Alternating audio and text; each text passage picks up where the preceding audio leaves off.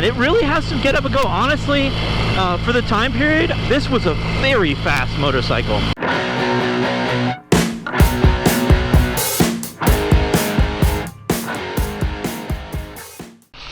Hello, Dylan from Throttle Company here in the shop. Well, in the store. This is a 1968 Royal Enfield Interceptor. We do vintage bikes and we do Royal Enfields, brand new Royal Enfields. So I like to show off that we have a vintage Royal Enfield, and that is what we're riding today. Here we are in the barren showroom. It's hard to get bikes right now. So we have a new Meteor, a new Himalayan, and one used Himalayan. That's it. And demo bikes. Let's go out and see the bike we're going to do today's video on. Here's our demos. So here it is, 1963 Royal Enfield Interceptor. It's basically the first version of the Interceptor. The modern bike is the third version. The one we were just looking at was the second version. So it's got some cool gadgetry here. It is reverse pattern shift on the right. So up is first, down second, all the way up to fourth. You can kind of see that noted here. It has a neutral finder lever, unique to Royal Enfield as far as I know. Another unique, it's very British in this. I mean, this was made in England, but it's also wet sump, so it holds the oil in the engine rather than having an oil tank, which is kind of unique. Kick only, no turn signals, none of that gadgetry. And this, of course, is the brake on the left side. You don't have a key. We have to tickle the carburetor, so what that means is push the button until the gas comes out, and we should be able to go over here and fire it up.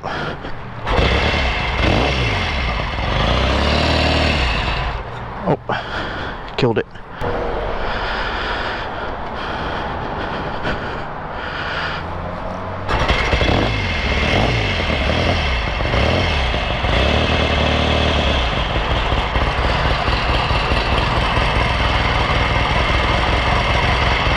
Alright, the joys of a vintage British bike. So we're going to let it warm up here in a second, but what had happened there was this monoblock carburetor, so that's actually what I don't like about them, is they hold the gas in here on the side, and that float can stick. Occasionally that'll happen and it will overflow there. I guess I let it die.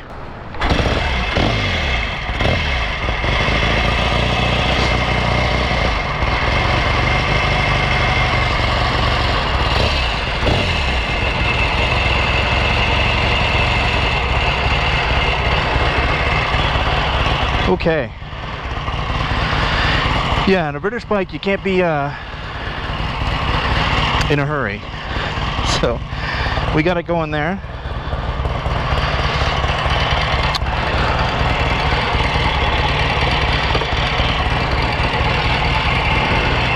Alright, let's take this bike on the loop. Remember what I said? First is up, shift on the right.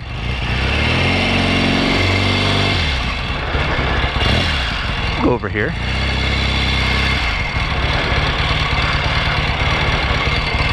You can take advantage of the light here. First thing I notice on the bike like this is the very upright riding position. Sit up and beg, the British call it. Alright, so down for a second. Put the clutch and the brake are exactly where you would think they were on the handlebars, what you're used to. So we go back up to first. Brakes are good for the time period. They're both drums, of course. They're very slow to react, very stiff. You just have to pull the cable. I got this mirror, this one mirror on the side. They weren't big on safety yet. Speaking of, let's turn on my headlight. It doesn't come on automatically. I got to turn that lever. You got your steering dampener here. That's a British thing too. Kind of on the fly, can dial that in.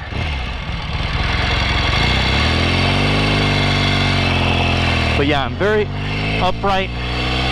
My knees are kind of at, oh, we gotta go down, at a 90-degree straight down.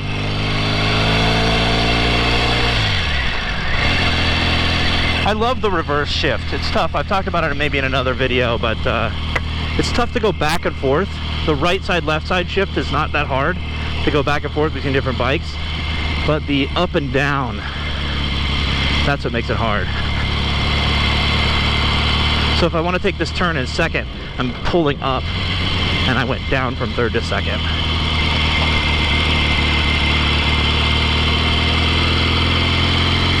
And the gears are a bigger difference too, because you only have 4 of them. So each gear is really, you can't just skip around. No turn signal, so I do my best to kind of, you know, use my arm, but I got a lot going on, hands and feet and all that. So this is a 750 twin, so parallel twin. I keep mentioning that it's very British. Royal Enfield is a British company. They started in 1901. In 1954, they started production in India as well, and then they stopped production a few years after this motorcycle came out. So in 1970, this is a 63, but in 1970 they stopped production in England and moved it all to India. So this is a British-made bike, but the modern ones that we have are made in India. And you could see the heritage in the modern ones. The modern bikes are 650 twins, the modern Interceptors. These were 750s. These were performance bikes. You know, Norton had a 750 and then eventually an 850 twin.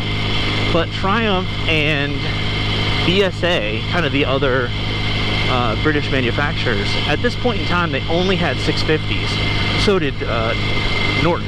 But so Royal Enfield's kind of always been the outlier, always been the weird kid, and they went for 750. They're kind of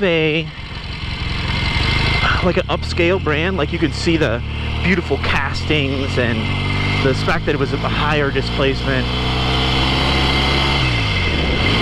and it feels fast. If you've ever ridden this point of these videos is to get you an idea of what it's like to ride this. I own a brand new Interceptor, 2021, so that's kind of a funny perspective to tell you. Riding this, I own this one as well, I guess the shop does, but that's my own personal bike, the 2021, and it really has some good power. Compared to the bikes at the time, it's got a very British, breathy sound. You know, it's a 180-degree firing order. So the way that I know to explain that is both pistons move up and down at the same time, but while they're doing that, the left one's firing, and then the next time around the right one's firing. So I think that's what gives you that sound, that kind of breathy, very signature British twin sound, because you're kind of getting the breath from the other cylinder, if that makes sense at all. I'm trying to remember my shifts. That was an up to go down to second.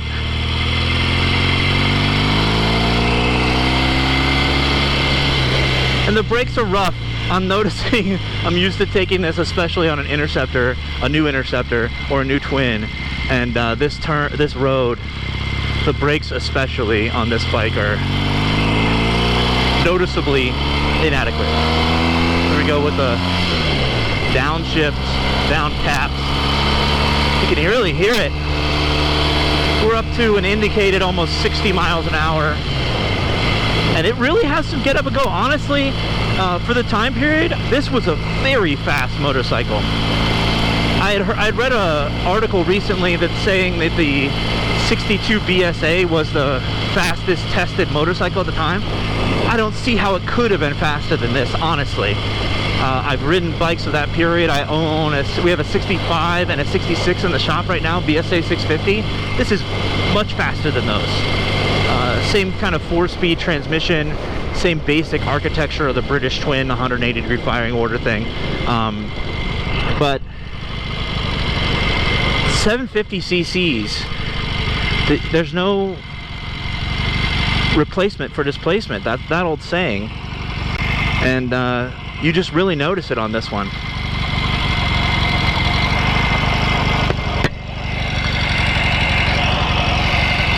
But this is a cool bike. I mean, I can't imagine riding around at this at the time. It has these cool chrome side covers on the tank with the red. This is all original. This is a very original motorcycle. We got this from a customer, so we own this now. This is our bike. It's technically for sale, but I love having it as a show-off piece. But and I'm planning on taking it to a bike show tomorrow. That's why I have it out riding around. I think I got neutral there, and then third. So anyway, we bought this from a customer. He brought it in and said, I think I blew up the piston. And I put a camera down there and said, pistons look fine to me, but they were seized, just barely. So we kind of took the engine apart. What's interesting about the engine on this one is the cylinders are completely separate. So you could tear down the right side or the left side without touching the other side. Very cool, very unique. On most of those other bikes, it's just one big casting with 2 holes in it. And on the British, or on the Royal Enfield, that cylinder is separate. So kind of cool. There's some really nice engineered parts to it that makes you appreciate working on them. Well, anyway, the customer brought this in, said I think I killed the cylinder or whatever, or the piston. Said it looks fine. We took it apart. It was just lightly seized. We unstuck it. New rings, honed the cylinder very lightly. We didn't want to change the dimensions of it at all. New rings. I bought all that stuff from Hitchcock's. We put a new clutch in it. The clutch was kind of frozen. So new clutch plates, all of them. And fired it right up, rode around. It's great. And then the guy came to pick it up and he said, you know, I am thinking about selling it. I said, well, I really fallen in love with this bike. I'd love to buy it. So that we made a deal. And it's pretty rare that you get to take the engine apart on a motorcycle before you buy it. So I knew everything that was in there was working well and everything looked good. He just had that issue. Honestly, my best guess at what had happened, what went wrong the first time was, I think he ran low on oil. He said it happened when he was pulling back into his garage. So I think he just got very, very lucky where it had seized kind of as he was shutting it down. And so it just did not cause much damage at all. He wasn't sitting there trying to kick it a bunch, as far as I know. He wasn't making it worse. So he just kind of knew something had gone wrong and didn't do anything else to it. I'm wondering if from this video, if you can see how I feel like I'm very upright and I'm very above the handlebars and they're kind of down at my waist. And I'm wondering if from the video you can't see much of the motorcycle as I'm going because of that, because I don't see, when I just look straight out, I don't see much of the motorcycle at all. I'm kind of just floating along. It's very interesting that the motorcycle, the position, riding position, makes the motorcycle just disappear below you. Kind of an interesting observation, but anyway, I love the old British bikes. They're kind of noisy. I'm sure you can hear tappets tapping away and the vibrations and all the stuff going on inside the engine, which some people drives them crazy, but I find that to be the fun part. I love these old British bikes, and this one, I noticed that it's easy to flood it, and I think that's what I had done originally, and then, or when I first started out, and then one of the floats had stuck. But it really does run very reliably. I've taken to a couple bike nights, and it's always started for me eventually and everything. So it's a great bike. It's one of the coolest British bikes, and it's so rare. You just never see these come up for sale. Let's see if I can find neutral here. No, that's second. There we go. You just never see these things come up for sale. I'm always on the lookout for them. You'll find them on eBay or something, but sometimes they'll be in horrible condition. There was a time period where Indian, the brand, was using Royal Enfield engines. So there's I don't know the Indian names as much, but there's like Apache and Chief and stuff. And there's an Indian version of this, basically a twin, that's just like this, basically the exact same engine. And they brand it as an Indian. So I'm always looking for those bikes. If you happen to know one, that would be really cool. But I love them. Being the Royal Enfield dealer here in Columbus, and the British or the old bikes, and especially the British bikes. It's just a awesome motorcycle to have and to show off and stuff. So anyway, thank you very much for coming around the loop with me, and I'll see you next time.